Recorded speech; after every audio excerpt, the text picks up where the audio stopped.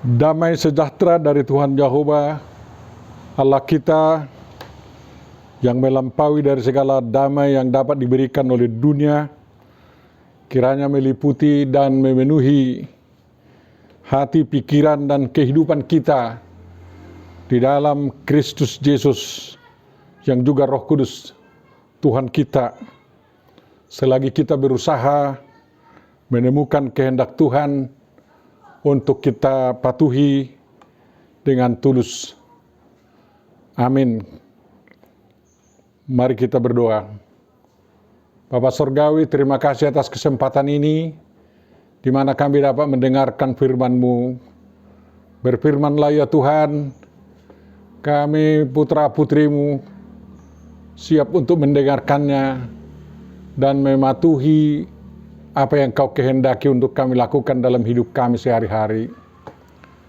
Amin. Firman Tuhan untuk kita diambil dari Lukas 6 ayat 39 sampai 42.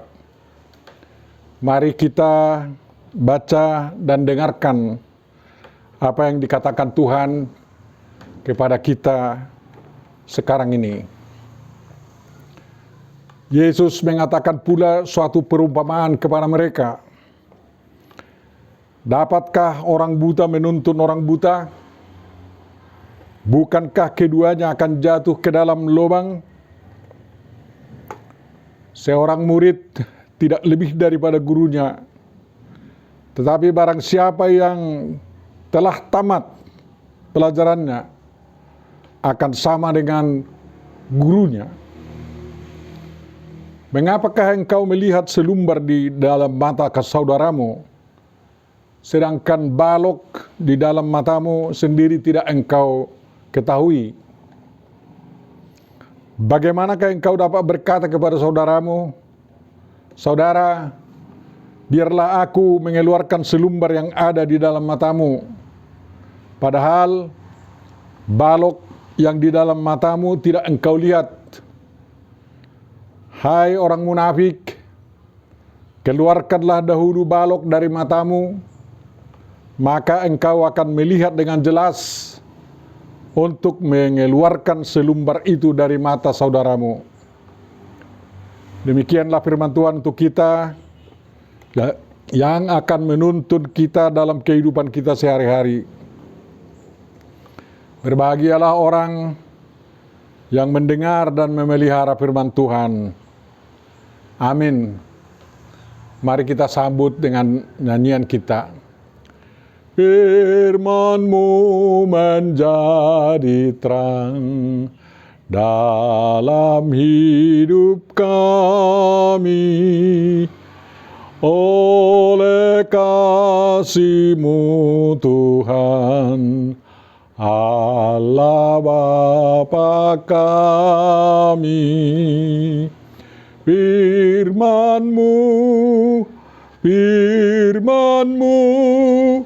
berikan pada kami, agar menjadi berkat bagi hidup kami. Amin.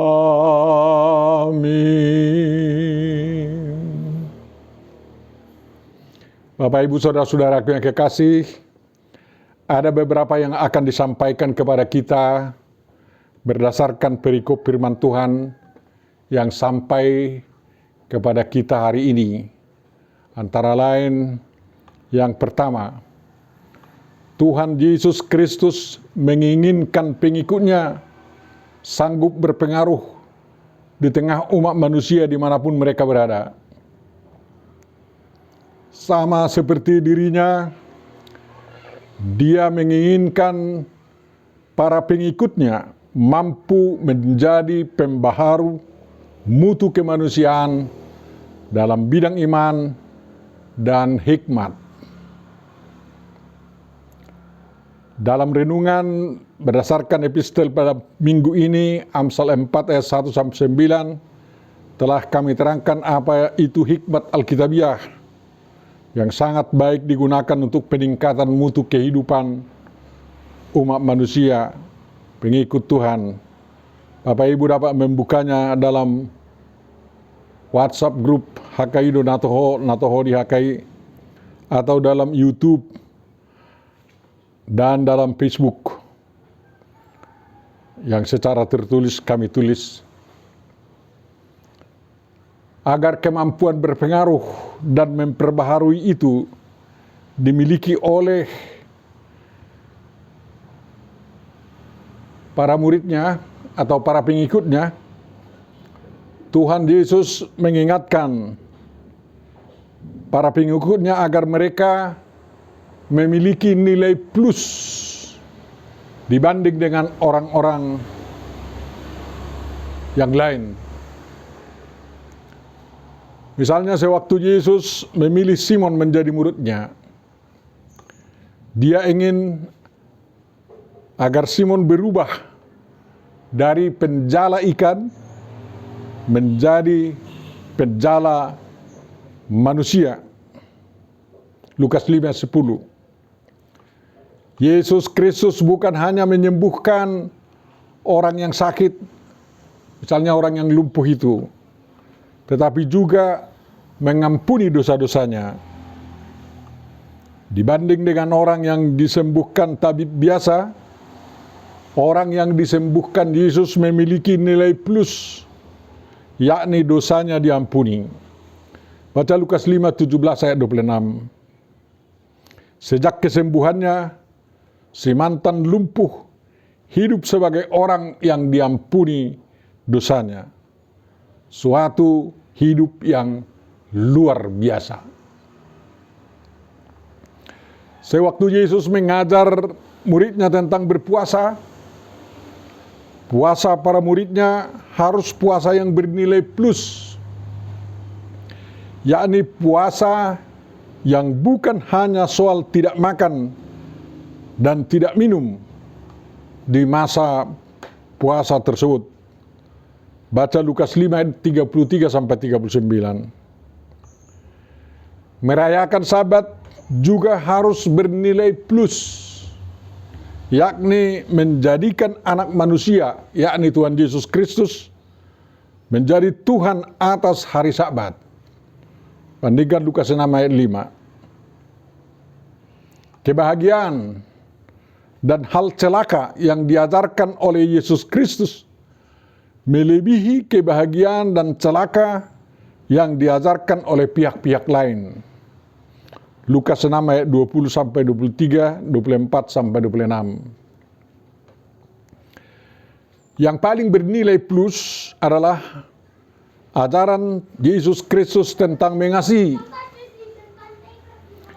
Dia mengajar pengikutnya bukan hanya mengasihi sesamanya seperti dirinya sendiri, melainkan juga mengasihi musuh, berbuat baik kepada yang membenci, meminta berkat bagi yang mengutuki, dan mendoakan orang yang mencaci maki mereka. Baca Lukas 6 ayat 27-35. Hal menilai kesalahan pun, kesalahan orang lain, harus bernilai plus, yakni tidak menghakimi orang yang bersalah itu, melainkan lebih baik mengampuni daripada menghukum. Lukas 6 ayat 37. Dalam hal mutu berbuat baik atau mutu perbuatan baik, hal pinjam meminjam, hal memberi juga harus melebihi mutu perbuatan baik dan pinjam meminjam maupun memberi dibanding yang dilakukan kalangan orang banyak, yakni berbuat baik, pinjam meminjam, dan memberi tanpa mengharapkan imbalan. Bahkan berbuat baik itu meminjamkan barang atau memberi sesuatu lebih daripada yang diminta oleh orang yang membutuhkan. Bandingkan Lukas 6 ayat 33, 34, 38. Ajaran Yesus ini dilanjutkan oleh Paulus juga, yang mengatakan, janganlah kamu serupa dengan dunia ini, tapi berubahlah oleh pembaharuan budimu. Jadi orang Kristen harus menjalankan hidupnya dengan nilai-nilai plus yang melebihi dari manusia sekitarnya. Untuk bisa meraih nilai plus itu, tentu saja para pengikut Yesus harus menjalani pendidikan iman dan pendidikan keahlian keterampilan yang bermutu plus juga.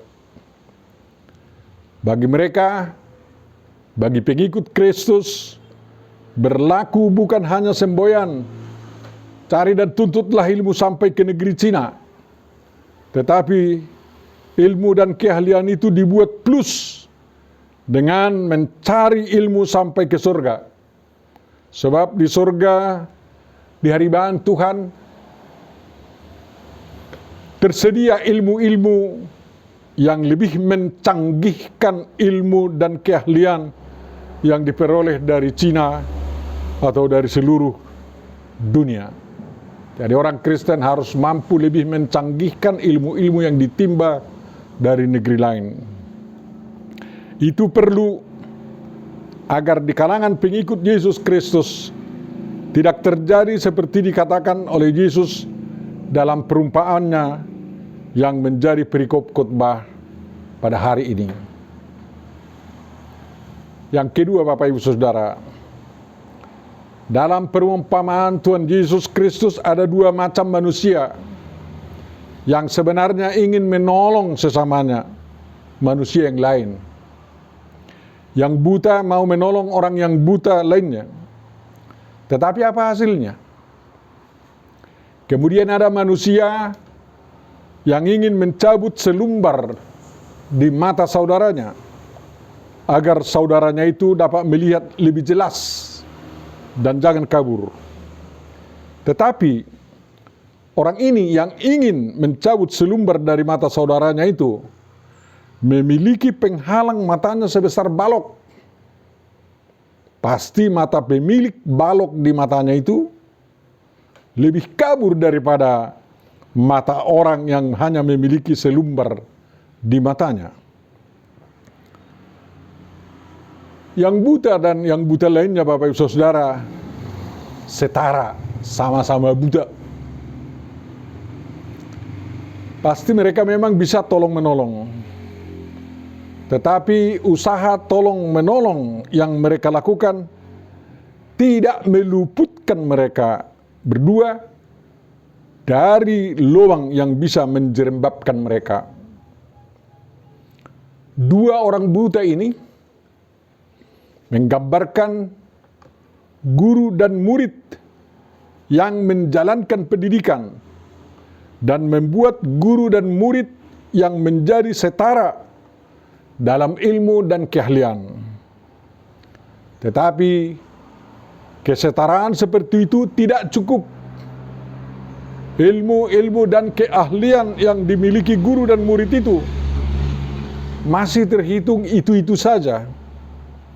Dan itu tidak cukup untuk melakukan pembaharuan agar mutu kehidupan lebih baik.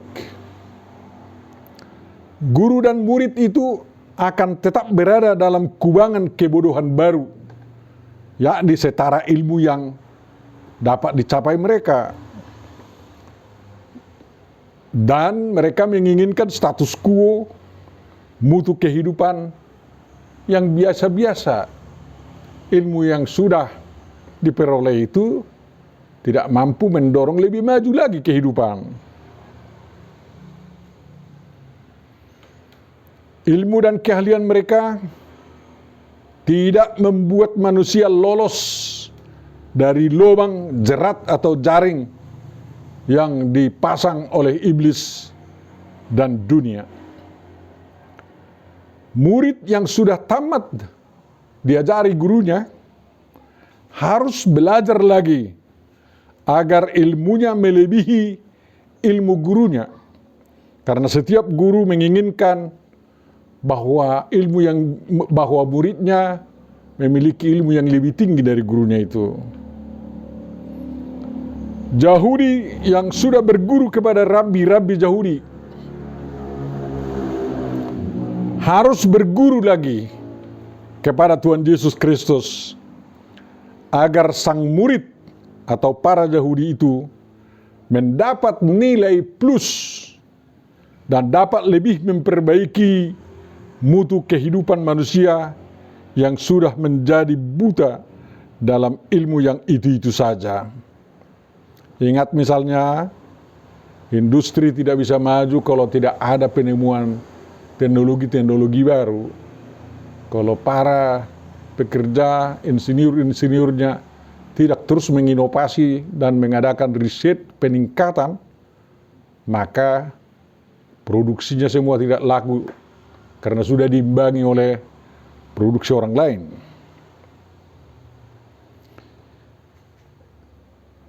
Di kalangan umat suatu agama bisa saja muncul orang buta iman dan ilmu terapan agama. Tetapi sering orang seperti ini menganggap dirinya orang yang melek iman dan melek ilmu terapan agama, yang bisa membantu umat manusia untuk mencapai tujuan kehidupannya. Orang ini biasanya adalah orang yang sangat fanatik, mengimani secara hurufiah ajaran penganjur agamanya yang tertera dalam kitab sucinya, dan ingin menerapkan pola hidup seperti di zaman penganjur agamanya. Selalu kembali ke belakang. Walaupun pola hidup seperti itu tidak lagi relevan, karena kehidupan umat manusia sudah sangat maju dan modern. Lubang yang menjadi jerat bagi mereka adalah kekolotan dan fanatisme yang membabi buta, serta sikap memvonis orang lain yang tidak sejalan dengan mereka sebagai kafir. Mereka menolak segala macam modernisasi dan pembaruan pola hidup. Di zaman Yesus Kristus, keagamaan orang Yahudi sempat jatuh kepada kebutaan seperti ini. Kelompok ini membuat manusia untuk agama dan bukan agama untuk manusia. Agama dijadikan alasan memperbudak manusia karena tidak ada kebebasan beriman, atau menjadi semacam opium bagi penganut-penganutnya, karena agama dijadikan alat mengelus-elus manusia agar tertidur dan tunduk begitu saja kepada guru-guru agamanya yang kolot itu. Perbudakan itu tampak dalam pola hidup yang mengatakan, apa kata guru, itu yang benar. Lalu tidak mau mencari kebenaran Tuhan yang tidak sebatas kebenaran yang diajarkan oleh gurunya. Akhirnya, kelompok itu sama-sama terperosok ke dalam lubang jeratan iblis yang mengantar mereka ke neraka. Pendidikan agama yang hanya berkisar menghafal ayat-ayat kitab suci tanpa memahaminya dan tidak tahu menerapkan apa isi ayat kitab suci itu demi inovasi pola hidup, akan menghantar penganut agama tersebut kepada kebutaan iman dan kebutaan terapan ajaran agama. Hati-hati Bapak Ibu Saudara, agar huria kita tidak jatuh kepada kebutaan seperti ini. Dalam bidang pendidikan bangsa, sering juga terjatuh dalam kebutaan karena pendidikan hanya berkisar pada penghafalan dan pengulangan-pengulangan ilmu yang sudah dikuasai sampai pada zaman tertentu, tanpa didorong untuk terus mengadakan inovasi-inovasi dan terapan-terapan baru untuk menemukan ilmu-ilmu baru dan pola kehidupan yang baru. Sewaktu Indonesia dulu membuka diri untuk ilmu-ilmu baru dengan menyekolahkan para insinyurnya, sekolah di luar negeri, dan kembali menjadi dosen di Indonesia, pendidikan di Indonesia maju.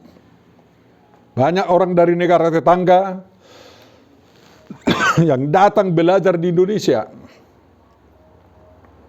Setelah mereka kembali ke negerinya, orang yang datang belajar di negeri ini, mereka menginovasi ilmu yang ditimbanya di Indonesia, mengembangkannya di negerinya, lalu mereka menjadi lebih maju dari Indonesia. Indonesia tertinggal. Karena apa? Di Indonesia para dosen dan universitas tidak menjadi inovator ilmu yang pernah diraih itu. Dan mahasiswa hanya ditugaskan memuntahkan kembali ilmu yang didiktekan dosennya sewaktu ujian. Penelitian untuk memajukan ilmu pengetahuan dan keterampilan melempem sama sekali. Bahkan sempat tidak ada anggaran untuk itu. Akhirnya tidak ada inovasi ilmu dan terapan baru dari ilmu-ilmu yang dimiliki. Lalu pendidikan di Indonesia jatuh kepada kebutaan tingkat tinggi. Tidak melihat apa yang perlu diraih lagi. Beruntunglah Indonesia sekarang ini, karena sudah ada kesadaran untuk membuang kebutaan tingkat tinggi itu. Sungguh sangat tepat dilaksanakannya sistem pendidikan berbasis kompetensi yang sedang dikembangkan sekarang dan giat-giatnya dijalankan, yang disertai dengan terapan-terapan teknologi-teknologi inovatif untuk kembali memelekkan bangsa Indonesia bebas dari kebutaan yang sedang melanda dirinya. Sekarang digiatkan usaha-usaha penelitian atau riset dalam rangka menemukan ilmu dan terapan ilmu yang menjawab kebutuhan kemajuan Indonesia. Mudah-mudahan penganut agama di Indonesia tidak mencap usaha ini sebagai gerakan pengkafiran bangsa seperti terjadi di negeri-negeri lain, yakni dengan mengatakan bahwa ilmu-ilmu modern itu sebagai produk haram. Kiranya jangan terjadi seperti itu. Ngeri memang kalau di suatu bangsa ada agama yang selalu ingin membutakan, bukan memelekkan akal sehat para pengikutnya. Huria atau gereja harus ikut dalam gerakan membebaskan bangsa Indonesia dari usaha-usaha membutakan akal sehat itu. Kalau kita beragama, pakai akal sehat. Yang ketiga, Bapak Ibu Saudara, orang yang punya balok di matanya lebih minus dari orang yang punya selumbar di matanya. Orang yang minus dan tidak memiliki nilai plus ini digelari orang munafik. Dia munafik karena hendak membersihkan orang lain yang dinilai kotor, padahal dirinya lebih kotor lagi. Air kotor tidak tepat kalau digunakan untuk membersihkan yang kotor. Harus air bersih. Hasilnya, kalau air kotor mencuci yang kotor, akan semakin kotor. Bagi saya memang sangat lucu adanya orang-orang di Indonesia ini yang non-Kristen yang menuduh kitab suci Injil itu telah dipalsukan oleh orang Kristen. Padahal Kitab suci mereka kalau mau jujur diuji secara historis kritis dan perilaku kritis, berisi sangat banyak pemalsuan-pemalsuan dan pembelokan-pembelokan dari ajaran kebenaran yang berlaku umum. Jangan dulu yang berlaku Kristen. Dan kalau diuji dari kebenaran Alkitabiah, isi kitab suci dan ajaran mereka sungguh sangat banyak yang dipalsukan dan dibelokkan dari kebenaran ilahistis dan abrahamistis. Mereka sebenarnya harus lebih dahulu membersihkan kepalsuan yang terkandung dalam kitab suci dan ajaran kebenaran mereka. Barulah mereka bergerak membersihkan kebenaran Kristiani kalau memang ada mereka lihat yang perlu dibersihkan atau sudah dipalsukan. Ini tidak demikian. Berbahagialah pengikut Tuhan Yesus Kristus karena originalitas dan ketidakrusakan isi kitab suci dan kebenaran yang dianut umat Kristen itu telah lolos uji di sepanjang 2000 tahun sejarah kekristenan. Lolos uji. Dari segala daya sudah ada usaha manusia meruntuhkan ajaran Kristen dan kebenaran isi Alkitab, tetapi semuanya gagal. Di abad 19 sampai 20 Alkitab dan kebenarannya diserang habis dengan dikembangkannya metode historis kritis dan metode demitologisasi yang diterapkan kepada Alkitab. Tetapi di akhir abad 20 diakui dan sekarang semakin diakui bahwa Alkitab isinya, kebenarannya dijaga oleh Tuhan dan oleh penggunanya maupun oleh penterjemahnya. Dijaga dengan sangat baik dan tidak ada pemalsuan terjadi. Kebenaran dan kepercayaan yang diajarkan Alkitab itu ternyata merupakan kebenaran dan kepercayaan yang sangat dibutuhkan oleh seluruh umat manusia. Apabila umat manusia secara global ingin menikmati hidup yang lebih baik dan semakin baik di bumi maupun hidup surgawi yang terindah dan yang paling terhormat. Kenyataan ini menjadi modal dasar bagi orang percaya umat Kristiani dan membuat umat Kristen lebih bersemangat lagi memberitakan Injil Yesus Kristus, Anak Allah. Karena kalau dituduh mereka memberitakan yang tidak benar, tentu saja tuduhan itu yang salah.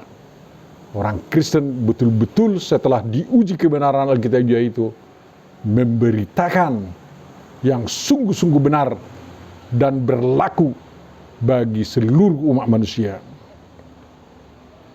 Huria atau umat Kristen ternyata bukan seperti orang yang di matanya ada balok, tetapi seperti orang yang sama sekali tidak ada selumbar pun di matanya. Huria atau umat Kristen terpanggil untuk membersihkan selumbar-selumbar yang membuat mata umat beragama lain sakit atau kabur, sehingga mereka juga dapat melihat kehidupan ini dengan terang benderang dan sehat. Sehat rohani, sehat mental, sehat agama, dan sehat jasmani. Waktunya sekarang umat Kristen atau Huria harus semakin bersemangat untuk menjadi garam dan terang dunia. Bersemangat menuntun umat manusia hidup dalam dunia yang lebih indah dan lebih menyenangkan, penuh dengan manusia yang memuja Tuhan yang benar dan dengan cara yang benar, memiliki peri kemanusiaan yang adil dan beradab, dan menuntun umat manusia agar menyatukan potensi-potensi yang dimilikinya, membangun mutu kemanusiaan, serta hidup rukun dan dapat membicarakan bersama hal-hal yang harus dilakukan dalam masyarakat, dan semua manusia dapat menikmati keadilan sosial tanpa kecuali, tanpa diskriminasi. Itu tugas misi kita sekarang. Untuk itulah begitu pentingnya pendidikan yang memelekkan, yang memerdekakan, dan yang mensejahterakan. Cintailah pendidikan seperti itu. Tuhan memberkati kita semua. Amin. Mari kita sambut dengan menyanyikan Firman-Mu berkatilah kekal dalam hatiku, teguhkanlah imanku, Yesus juru selamatku, yang menerima firman-Mu diselamatkan oleh-Mu. Doa dan pujianku terimalah ya Tuhanku. Mari kita berdoa. Sungguh masih sangat sedikit Tuhan yang dapat kami pelajari dari firman-Mu. Oleh karena itu kami mohon tuntunan Roh Kudus-Mu mendorong kami terus untuk semakin memahami firman-Mu itu dan mempelajarinya semakin banyak. Karena dalam firman-Mu itu ada hikmat, ada ilmu-ilmu yang luar biasa yang mendorong kami mencapai dan meraih ilmu dan keahlian yang selalu semakin relevan untuk membangun mutu kehidupan umat manusia. Kerahkanlah seluruh pelayan-Mu untuk mendorong umat-Mu Tuhan semakin maju, dan jangan tinggal kolot dan tidak buta dalam menerapkan kebenaran firman-Mu. Bapa Sorgawi, kami serahkan ke tangan-Mu perjalanan bangsa kami. Kiranya Tuhan melindungi bangsa kami ini agar terus bisa aman, damai, sejahtera dalam usahanya membangun negeri ini, dan juga mengatasi semua kesulitan-kesulitan yang sedang dialami bangsa kami, terutama kesulitan ekonomi, kesulitan kesehatan karena pandemik COVID-19 ini ya Tuhan. Berulang-ulang kami mohon agar Tuhanlah yang menjauhkan virus corona itu dari negara kami. Dan sadarkan semua bangsa kami Tuhan, agar topang menopang untuk tidak semakin menularkan COVID-19 itu. Bantu dan tolonglah para medis kami, dan sembuhkanlah mereka yang sakit Tuhan, baik pasien maupun para medis yang sedang dirawat di kamar-kamar isolasi sekarang ini. Tuhan, ampuni dosa-dosa kami. Ampuni dosa bangsa kami ini Tuhan. Dan kiranya jangan Engkau murka melihat kelakuan-kelakuan kami yang kurang baik itu. Terima kasih Bapa, Kau yang Maha Penyayang dan Maha Pengampun, Maha Pengasih. Sempurnakanlah doa kami ini, yang kami mohon kepadamu di dalam Yesus Kristus Tuhan dan Juru Selamat kami. Amin.